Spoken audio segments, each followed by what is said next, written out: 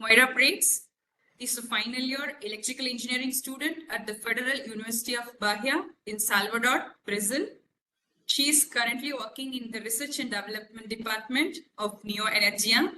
Since joining IEEE in 2020, she has taken on numerous leadership roles, including Chair of WIE UFBA in 2020, Chair of PES Student Branch Chapter from 2021 to 2022, Chair of IEEE UFBA Student Branch in 2023, Women in Power Representative from the Northeast Brazil section from 2021 to 2023, Section Student Representative and Interim Chair for the Northeast Brazil SAC. Currently, she serves as the Region 9 Student Representative and IEEE PES SYP Vice Chair.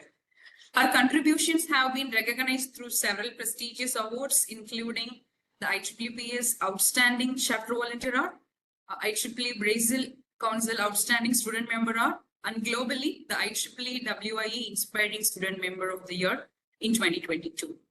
So, she brings with her a wealth of experience, a passion for the energy sector, and a strong commitment to empowering future leaders. With that, I'm delighted to hand over the session to our moderator, Moira Prates. Over to you, Moira.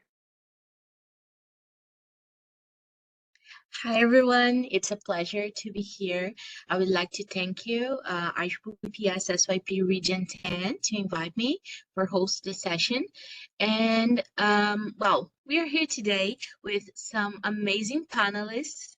We're going to have this panel talking about women in power, women in leadership, and especially women driving innovation in leadership in energy. Okay, so today we have here three amazing speakers. First one, Dr. Tina Shaw. She holds a PhD in electrical engineering from National Taiwan University. She's specialized in smart grids, wide area measurement systems, power restoration, high voltage, power fault diagnosis, and AI applications to enhance power system safety and resilience. The other speaker is Dr. Sonan. She's a researcher, R&D in NASER, Centro de Investigação de Energia in Portugal. She's a PhD in electrical engineer from Jaipur University in India, and she's a postdoctorate experiencing in India's NCBR in Warsaw, Poland. The other speaker is Ms. Rina. She is an executive director of India Smart Grid Forum since 2013, and she brings over 22 years of experience in the energy sector. So I would like to give a warm welcome to all of our speakers. And first of all, to start, I would like to give some initial guidance. Okay, so we're gonna have this kind of round table with you guys, and I would like to do some questions. I will address some questions to our speakers, and please, the public who are watching us, feel free to ask more questions in the chat or submit the questions in the forums. Okay, so I'm gonna start with an opening and also personal question for each of you, and I would like to you started telling us a little bit about your career. How do you get where you are? That's the main point. And what have been the biggest challenge or also the milestone of your journey as a woman in the field of energy? So Dr. Sana, you can start.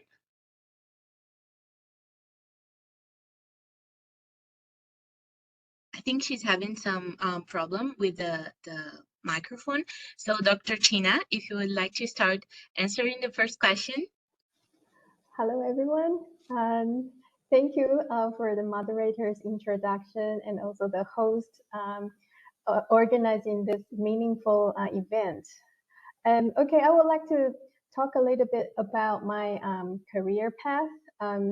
So driven by a childhood fascination with math and science, I chose to study electrical engineering in the university, and where I discovered a deep interest in power systems. While many of my peers pursued the area of semiconductors, I was captivated by the foundational role that power systems play to enable modern technologies and support the economy and society. So that's why I went on to pursue both master's degree and a PhD in electrical engineering and working on various aspects, including smart grid, wide area management system, power restoration, system simulation and analysis, as well as monitoring and control. So I spent several years in academia and to deepen my knowledge and research. However, I also recognize that creating meaningful impact require first-hand experience with practical challenges and dynamics in the industry. And this realization brought me into the power industry rather than staying in academia. And it also reflects my personality. I really enjoy learning across different fields, stepping into a new environment and connecting with people from different backgrounds. So this decision has broadened my perspective and allowed me to grow in a new way. As you know, the power system is changing quite quickly towards net zero. So it requires combining different kinds of technology, such as the emerging energy invention, modern information and communication technology, artificial intelligence, cybersecurity, together with knowledge from economics, policies, regulations, and business models. So one of the challenge, I think, is the need for continuous skill development. So I've come to recognize the importance of strengthening my knowledge in business and project management to better complement my technical expertise. And another challenge is to build essential soft skills, especially in leadership and communication, as my work often requires collaborations with teams and professionals from diverse fields. Throughout my journey, I had the opportunity to achieve several milestones through collaborative teamwork. For example, in the project of developing an online decision supporting system for the utility control center, we brought together experts in information and communication technology alongside experienced system operators in the utility. And another initiative, we leveraged a robotics development platform to integrate edge AI technologies for enhancing the safety of the power system. And so the success of these milestones does not really only depend on strong technical expertise in the power system. I think what truly made the difference is the soft skills, because it's important to communicate clearly and build trust and also collaborate effectively across teams and different domains.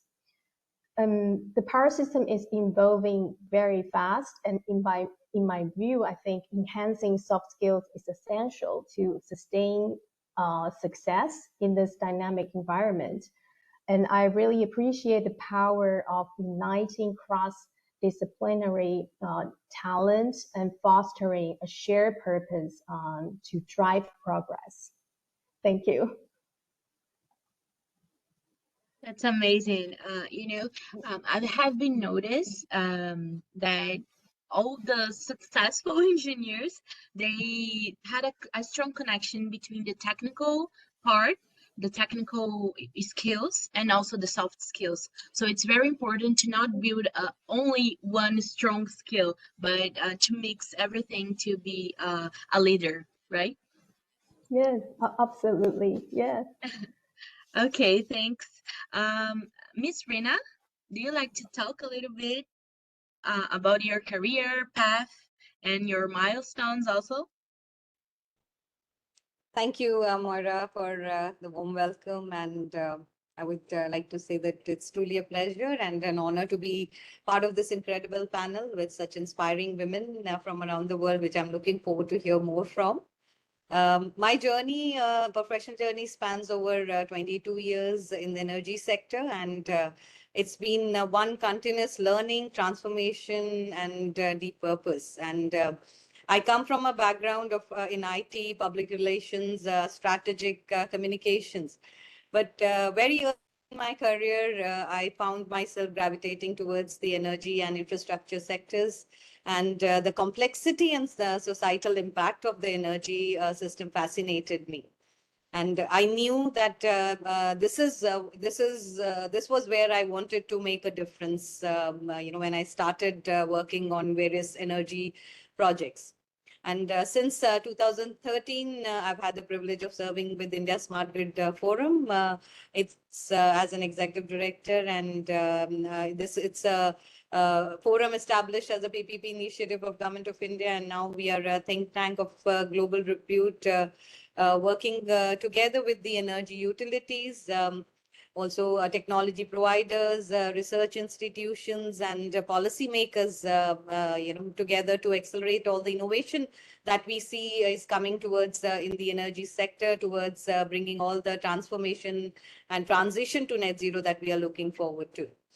And over the past decade, I've had the pleasure of working on, with the forum at the forefront of India's journey towards modernizing its electricity grid, promoting digitalization, enhancing the energy access to, reach out to all the power of places in India, and scaling up sustainable solutions like electric mobility, demand response, renewable energy integration, and many more. And of course, this journey has not been without its challenges, particularly as a woman, navigating a field traditionally dominated by men. One of the most persistent hurdles, I would say, in the early days when I was simply was looking to be taken seriously, and in a room where filled with all the engineers, policymakers, and the utility heads, where there were very few women, and if any, other women present. There were moments, when I had to work twice as hard to build credibility or make space for my voice. But instead of being discouraged, I took that as a challenge, and as an opportunity to work on being recognized and being promoted to more senior roles going forward. And over the years, I have come to believe strongly that the inclusive leadership isn't just the right thing to do, but it's the smart thing to do. So particularly when I work with my team, and I've seen that that's the kind of change that I see in the sectors, especially in the energy sector, and that is becoming increasingly interconnected and tech driven. And one of the milestones I would also like to talk about that I'm very proud of is the way I have grown with India Smart Grid Forum, and India Smart Grid Forum has grown into a trusted think tank and innovation hub. And I'm very proud to say that more than 60% of the workforce in our forum is are women, working towards this. All the success that we have been working towards, supporting the pilot projects of different technologies, working on the policy frameworks, capacity building initiatives, and now shaping India's the clean energy transition, as I said. So whether it's our work or working on different aspects of with utilities on AI or EV ecosystem and so on and so forth, we are very actively working on shaping the future with also pushing women coming forward and also contributing to this transition. And perhaps equality is important, and I've always tried to ensure that women and young professionals are not just part of the conversation, but are empowered to lead. And I've mentored several women working in engineering and energy startups, policy making, and I truly believe that lifting others up is one of the most impactful ways to lead. So to sum it up, my path hasn't been linear, but it has been incredibly rewarding. And every challenge became a stepping stone, and every milestone a reminder that with the right mindset and support system and a sense of purpose, we can all be change makers, and no matter what role we play, in what sector we are working on. So thank you so much. Over to you.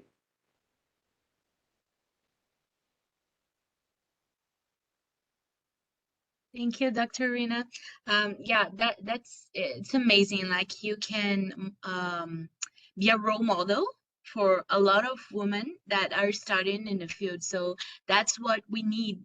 We need something to look for and see that it is possible to go there. You know, Thank you. Dr. Sana, you can hear us? Yes, I can hear you. Can you hear me? Okay.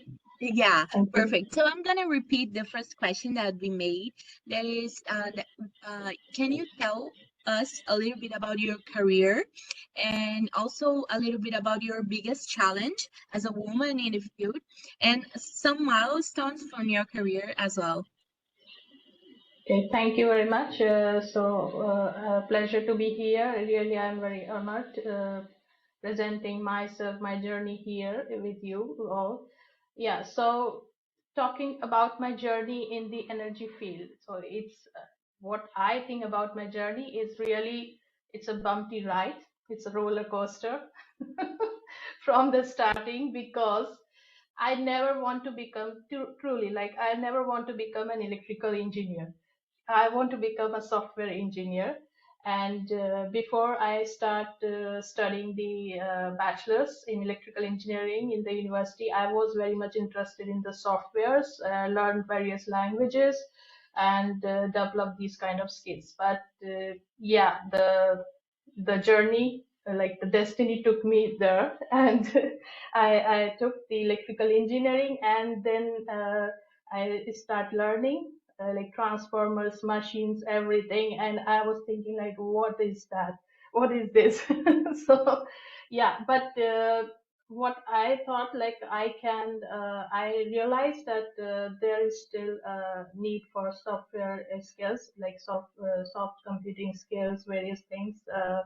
Like languages in electrical engineering too, and it's good to have the electrical engineering. It's a very vast, it's a very basic engineering stream, and where I can merge these two things, like computer engineering with electrical engineering, to make the system advanced. So I did electrical engineering, a bachelor's, then master's in power system engineering. I developed my interest in power system rather than machine. And then I pursued the PhD in electrical engineering from MNIT Jaipur in 2020. So, with time, I developed my interest, and I increased my knowledge, and the work I choose to pursue my PhD is related to the microgrids. So I am very much interested in the renewable energy integration to make these power systems, very old power systems, to the kind of smart grids, and how to like I like this story of evolving the power system.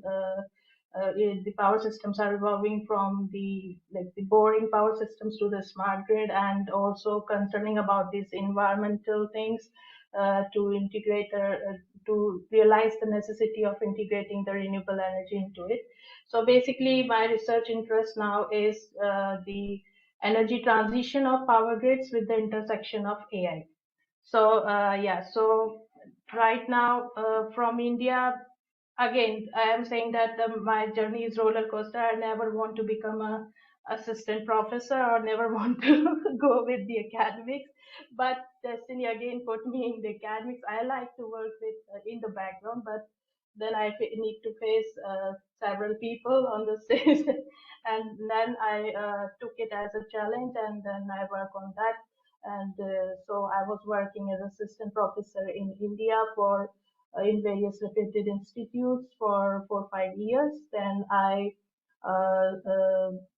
moved to Poland for postdoc, and where I was working with the where I was working with the Ideas and CBR, which is a AI research center developed by the National Center of Research and Development, Poland. And I was addressing again the battery storage control in the energy grids with the help of machine learning. So, and India also during my PhD, I was interested in the optimization algorithm. So I was working with microgrid operations with the use of the optimization algorithms, integrating the solar, wind, and energy storages. Then I recently I switched to Portugal, where I am working with the Portuguese TSO Research Center and State Grid China. And here I'm working on the energy market service related research problems. I'm addressing those problems and working on the various European projects. So yeah, so this is my journey from academics to research centers to industry. Yeah. So yeah, thank you. That's amazing because sometimes we don't think that we are like in the right path. Maybe we don't want to be an electrical engineer, but life drives us to a different direction, and sometimes we are great on it. So Yeah. that's amazing. So I So the have another. message, I want to give a message here. So the message is, I always took these challenges, and I always push myself ahead out of my like comfort zone, so that I can be address the diverse challenges in the diverse field. So yeah, so I think all women should take this into the notice. That's it. That's amazing. This is kind of connected with the question that I have for next question. Mhm. I would like to ask you what do you consider like some strategies? You kind of have addressed this in all your talks by like what's the mindset that we need to have like to build a strong career and be a leader in this field that is traditionally like male dominated. So what can we do? What can we rethink to be a leader in this field? We can start with Dr. Tina and then Rina and then Dr. Sana, okay? Okay. Yeah, okay. I think my strategies include several aspects. The first is I place great emphasis on developing both technical expertise and soft skills, such as emotional intelligence, leadership, empathy, and communication. Our field increasingly relies on cross-sector collaboration, and the ability to translate technical insights into actionable strategies and share visions has been a very important asset. So I believe that leadership is not just about authority, it is about service, building trust, and uniting teams and inspiring those around you.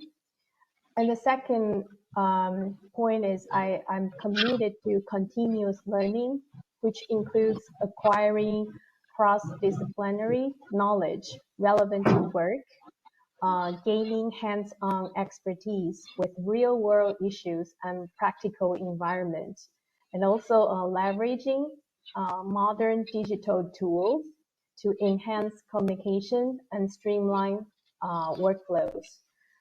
And the third one is I think it's important to seek out mentors and engaging with supportive professional communities.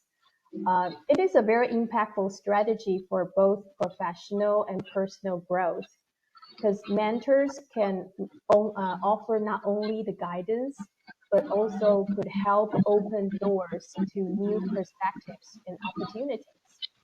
Supportive networks of collective wisdom are also incredibly helpful um, in solving challenges. For example, IEEE PES Women in Power is a very outstanding community that promotes knowledge sharing and leadership development. Being part of this network offers a supportive space to learn from each other's experience and grow in confidence. And finally, I think participating in mentorship or coaching programs as a mentor is valuable as well, because serving as a mentor not only helps nurture talents in our field, but it also inspires me to continuously grow and improve. And I think overall, it is essential to embrace the mindset of courage and openness. Never be afraid to step outside the comfort zone. This is a very important golden rule. Don't be afraid to try new things and take new challenges. Thank you.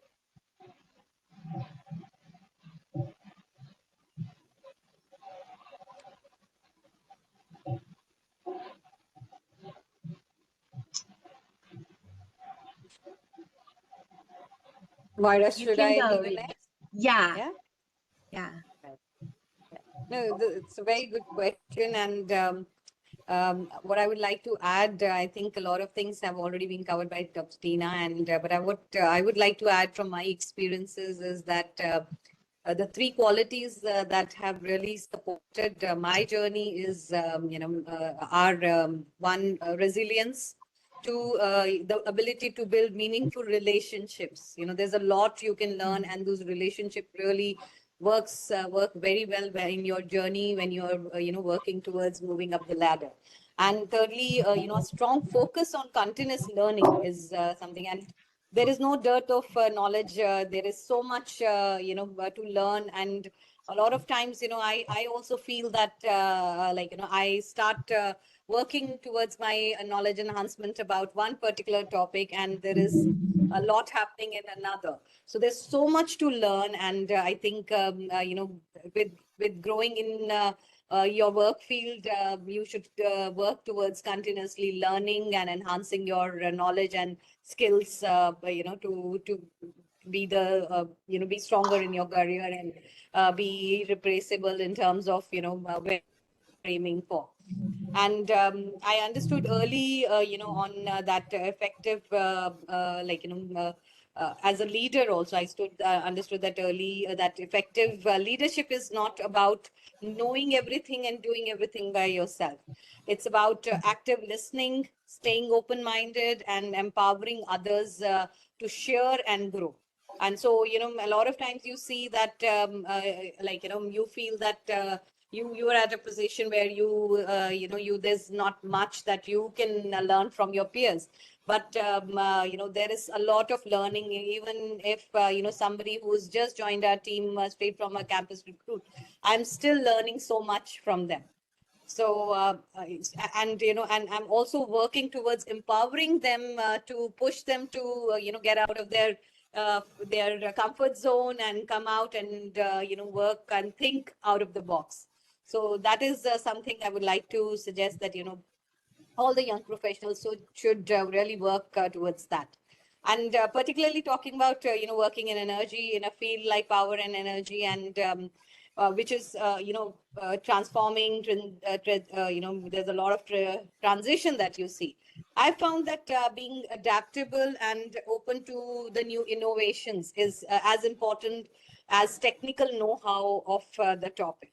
And I also believe that in working closely with the team, empowering the teams, especially the young professionals and women, because is very, very crucial at this stage, because when diverse voices are on the table, and there are better solutions which can emerge.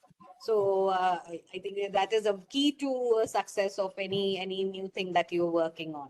And equally important, has been building a strong network of mentors. We've all panelists have been talking about how it's important for to be a mentor and to be under a mentor. I've growing in my previous years, I've had such amazing mentors who have really helped me shape the way my career is, and while I was working towards that, and I'm still learning a lot from my seniors, and I'm trying to do the same for others who are looking forward to learn. So I think mentorship is the key and is very, very important. And like, for peers, and who not only challenge your thinking and but also help you grow. So, and I have learned that, also, like, collaborating across the sector is also another thing that we have to work towards. Technical, policy, business, that is also a key to driving meaningful impacts in the space. And, it helps you learn the full ecosystem and, work towards the right solutions and, towards your goals. So I think that's what my take on this point is. Perfect. Dr. Sana, you can go on. Yeah, thank you. I think most of the things covered by both the speakers. So, yeah, so still I can say something. Yeah. So the thing is, it's the women in energy field. Yeah. So what they can do.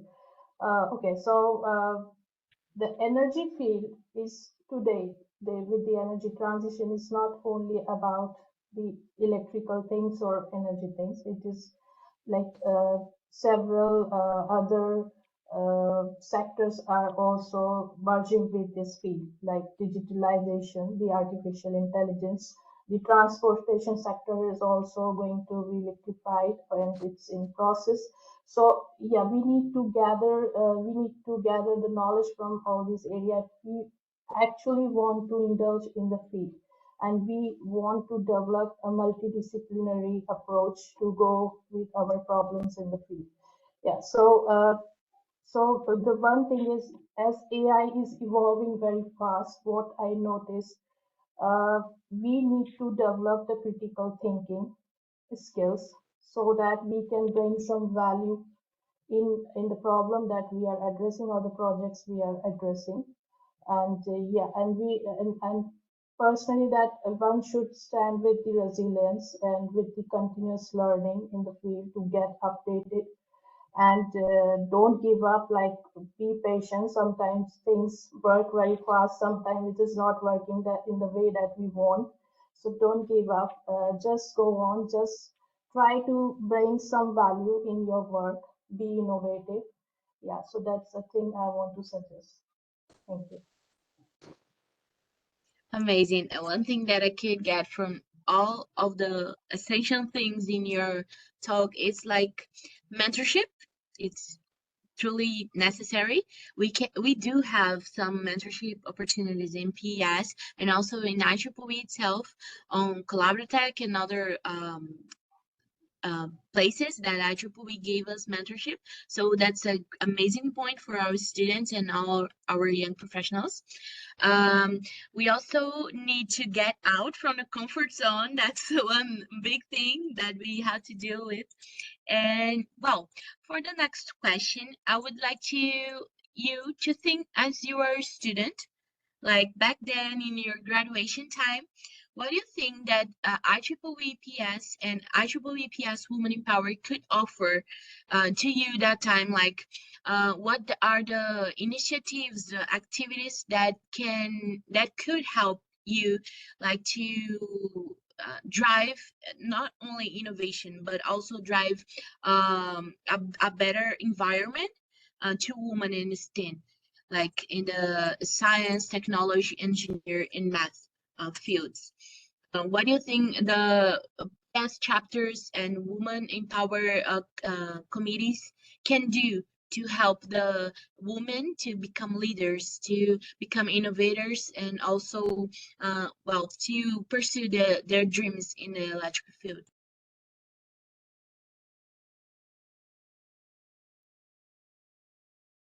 We can go in a different direction right now. So please, Dr. Sanan can start, and then Rina, and then Dr. Tina, okay? Is like, I have still some problems. So your question is like, what is the role of the IEEE PES society, right? Can you repeat? Yeah, what kind of activity they can do, like to help foster a better environment to our women in the field? Yes. So first of all, if joining this PES society for young and professional engineers, it is good to have this networking. Yeah, so I think it is very important to be in contact with the people, follow the activities, and yes, and these kind of events are very useful. So yeah, so I think these activities the women should be involved if they are in energy or in any other field. Yes, thank you.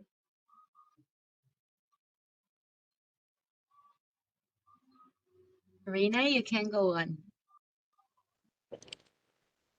Yes, I think I have in my previous response to previous questions, I have given a lot of suggestions on that. But yes, these forums are very, very crucial. Again, reiterating that, they on providing visibility and platforms for women, to meet each other, for, networking, for mentorship, and connecting with the right leader, and for capacity building, this could be a platform for helping them skilling better, and offering targeted thematic technical or leadership trainings. uh, Again, when I said about visibility and recognition, this could, these kind of forums can work towards highlighting the this achievements of women and innovators, leaders, help them see who are leading in what space, and also empower them to aspire higher. So and also work with institutions and governments to shape policies. And since the forum as a as a whole has a better reach with some of the institutions, where you could give a good connect to other women who are part of the network, to help them understand and give better visibility to and the connects on the policy advocacy work. And also these kind of platforms give a safe space for dialogue, provide the right environment, and to learn from what challenges each one has faced, and find peer support through these forums, and collectively strategize solutions, and so on and so forth. And there are many forums available, and I would encourage all the women who are part of this network, and to be connected with the other multiple forums which are there, and also to the leaders who are working here to advocate on what are the different opportunities available in terms of other forums, conferences, community events, etc., so that the peers can connect, collaborate, and build on their professional relationships, which will help them nurture better, and learn about and get exposure and ideas from others. So thank you. Thanks. Dr. Tina? Yeah, I think women in power definitely put lots of effort to foster a more inclusive environment for women in STEM. In overall, I think it enhances visibility and serves as a source of inspiration for both current and future generations.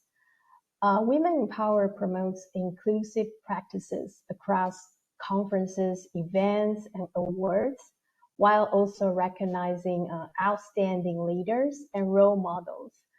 And also through educational programs, mentorship opportunities, and the cultivation of strong professional networks. Women in Power encourage women not only to enter this field, but also step into the leadership roles and drive impact. Additionally, I think Women in Power also supports organizations and individuals in advocating for equitable promotion and leadership opportunities, contributing to a more systematic change. Let's take IEEE PES Women in Power in Taiwan for an example. we have organized a wide range of activities, including online forums, panel discussions like this, and technical tutorials and site visits. We're also invited so many international speakers to share global developments on key topics in power and energy sector and bringing diverse perspectives to our community. In addition, we actively collaborate with university coaching and mentoring programs, offering guidance and inspirations to students, so many of whom later actually pursue the careers in the power industry with greater confidence. So we also strive to bridge connections between women professionals in STEM across academia and industry, and building a supportive network that can promote mutual growth and success. So in overall, I think it's really good to have this supportive network. I think this is a very good fundamental base that a resource we can utilize to keep us together and to mutually grow together. Thank you. Thank you all for the answers. And now we're gonna go to the audience code and answer part. We have some questions that were submitted by our audience, and I would like to do it. So the first thing, it's a little trick question actually, but they are asking, what's the good decision after graduation or PhD? Like join the academia or industry? How do you decided what to join? Like go to academia, go to industry, do research? How we can decide to what we're gonna do after a PhD or after even the graduation? We can start now with Dr. Rina, and then Dr. Sonan, and then Dr. Tina. I mean, yes, as you say, Mara, tricky question. It all depends on what your aspirations are. Again, I would say that, after graduation, working with industry definitely, will give you a hands-on understanding and experience on what the industry is looking for. So, before going forward, deciding on your next steps and, your path forward, it'll be good to learn, and see how things are being done, what you've studied already and how it's being implemented in the field. So I think it's very, very important, and taking 1 or 2, 3 years of industry experience will give you a very good understanding of how you should shape up or plan for the next steps. So I think I don't know if I heard the question right, and I hope I've answered to what my take is on this, with the experience and working with the different stakeholders together. So that's my suggestion, but would like to hear from others what they would like to suggest and advise. Nice, amazing. Now, Dr. Sana. Yeah, I also agree. Like this is up to the candidate, like up to you, like what you want to do. So it's not like we can choose. We can say like this is good or this is bad. Like academics is good or industry is good. It is all up to you. So personally, I felt that I can. I I don't want to go in the academics, so I can grow well in the industry. I like to implement my ideas, my skills in the real world problems. I want to solve those challenges.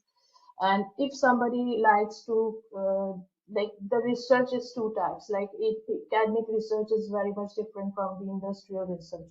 So if somebody likes to do the academic research very deeply into a subject or very deeply into a problem with very minorities, like minute things, if you want to explore and just to you want to show some protocol or some in the limited way, or some some model, then and you like to teach, you like to spread the knowledge and to share the knowledge with the youngsters. So yeah, it's a good field for you. But if you want to involve in the projects, want to see the problems in the broader way, like from solving the problem to implementing in the real field, then yes, industry is good, I think, but that's up to the candidate. They need to see like what they want to do.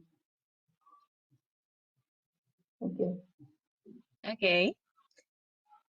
Now, Dr. Tina. Yeah, that's a very good question. And I think the answers from the two speakers are very, I really agree with them. And I just want to address some points from my experience. I think it really depends on, first of all, your personality and what is your interest and passion about. For example, if you have very strong passion about publishing papers and doing deeper research, become a professor, I think it's good to dive in more into the academia. But you know, in this industry, it's very special because currently we also need experts for deeper research and policy making. So I think it's possible to combine your academia experience with the industry. So there's a link. So I think it really won't hurt that you start from academia. But the other thing you have to consider is the funding, the resource that you got. Because sometimes, yeah, if for some students, maybe they their environment will push them need to go to the industry first, is because maybe they don't have economic support. So that's a practical issue that you have to consider as well. And for myself, as I mentioned earlier, I went to the academia world first, but then I recognized that if, you know, because my personality, I really like to learn different kind of things. I like to take challenges, and I like to connecting with people. So I think it might be more meaningful to get a first-hand experience and with the practical challenges and learn the practical situation and issues in the industry. So truly, I still like follow my heart. So I think this is an important thing, that you have to follow your heart and don't be afraid of making changes. That's my answer. Thank you. Thanks, that's great. We have our final question here in the chat. So, Vindra, from your learning perspective, can you give any techniques on handling the growing amount of information, technical and soft skills that an engineer needs to cover to be successful in their fields? We start with Dr. Sanan, then Rina, and then Dr. Tina. Okay. Okay, I can see the question in the chat, right? This is the question. Yeah, that's the question. Yeah, okay. Okay, so from the learning perspective, as I mentioned, the techniques for handling this growing amount of info, technical and soft skills. The technique is like you can adopt you not only learning but also to have some hands-on on particular technique. Like if you want to suppose learn AI, and if you want to go with this trend with machine learning or something like that, so only learning the technique will not work, but you need to implement on some kind of problem to get some hands-on. And yes, and then you can maybe you can do a deep research on that if you want. Yeah, so this is, and in that way you can update yourself, and you actually can have the knowledge not only about the technique but also how to implement it into the real world problems.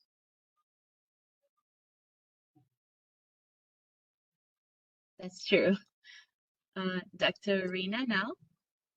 Yeah, I think that's a very, very relevant question. Since I mentioned there's so much of information and how to prioritize learning is something important, especially today when the pace of change is so fast and the engineers or people are expected to wear multiple hats and almost know about everything which is happening. And my first advice would be, as I said, prioritize learning with purpose.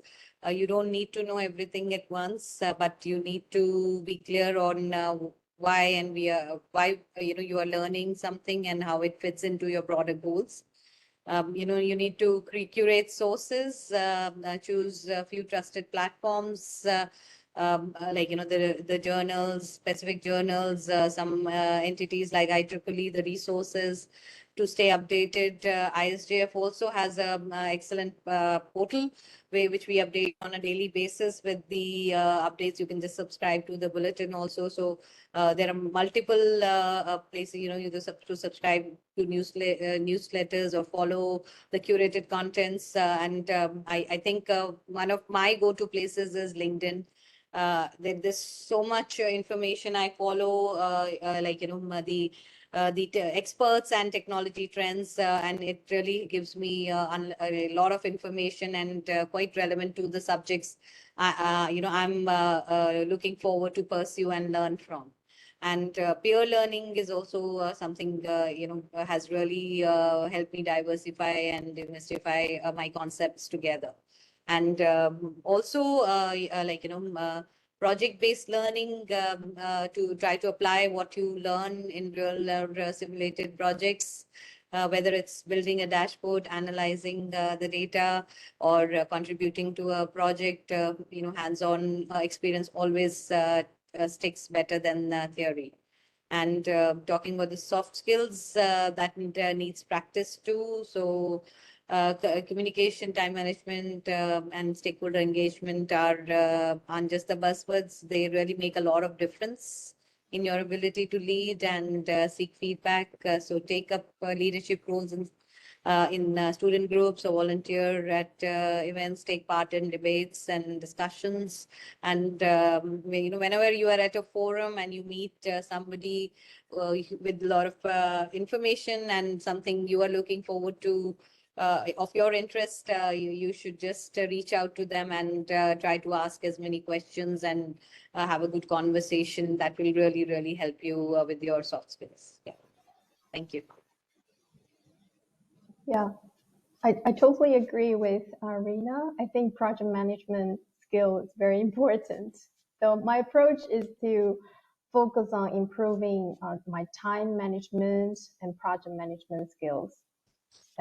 Because with the rapid growth of both technical and soft skills required in engineering, it is easy to feel overwhelmed.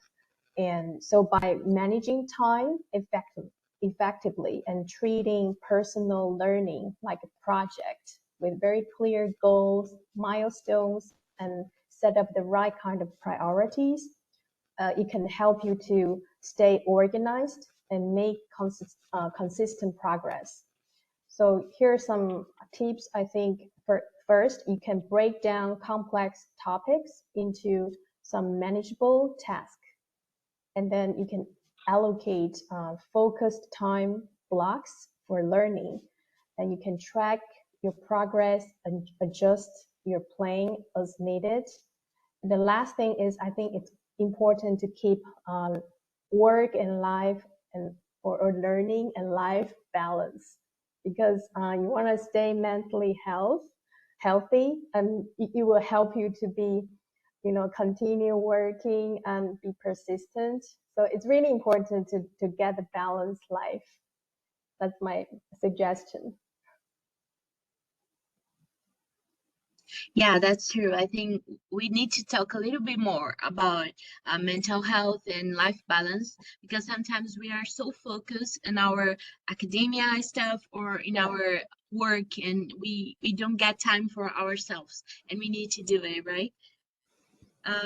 So this was the last question, and I would like to thank you very much, you all, for participating today. I'm gonna ask the SYP team to join us for the final remarks.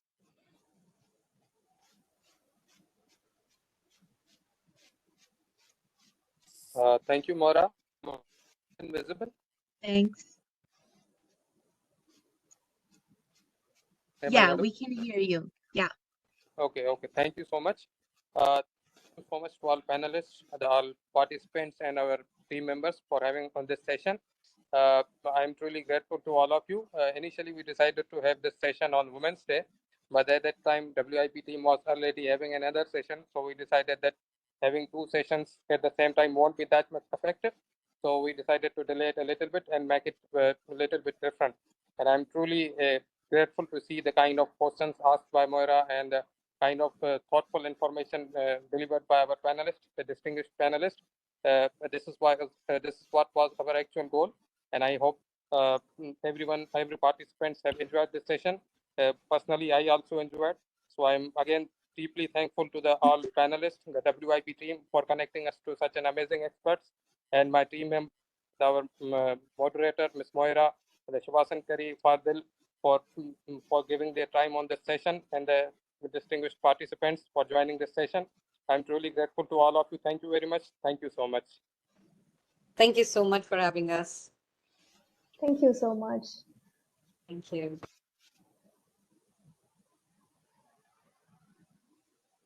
Finally, today's discussion has been a powerful reminder of the incredible leadership and innovation that women are driving in the energy sector. We are grateful for the insight shared. With that, let's now take a moment to express our appreciation to the remarkable individuals who made this session possible. As a token of our gratitude, we would like to present our virtual mementos to our panelist and moderator. And now it's for Ms. Reena Suri. Thank you for sharing your valuable perspectives on effective leadership and the significance of the mentorship. As a gesture of our appreciation for your contribution, we would like to present you with this virtual memento. Thanks for joining us, ma'am.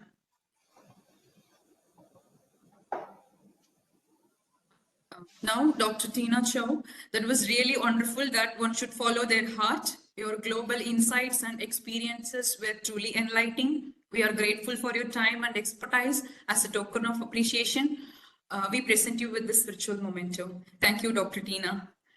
And Dr. Sonam Parashar, your thoughts on innovation and inclusion added great depth to the conversation. We deeply appreciate your presence today, and as a sign of our gratitude, we present you with this virtual memento. Thank you very much. Our own moderator, Ms. Moira Prates, thank you for guiding today's discussion with such finesse and keeping it both engaging and impactful.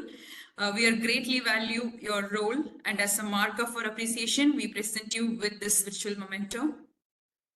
Thank you, Moira.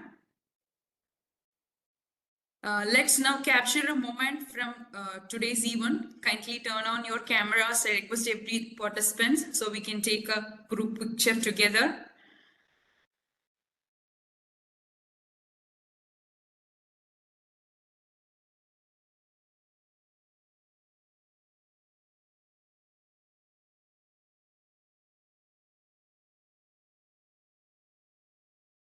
Yeah, on the count of 3. I request everyone to turn on their cameras. Yeah.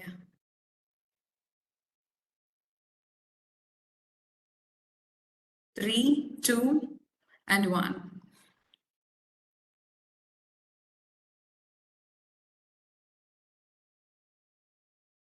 Thank you, everyone.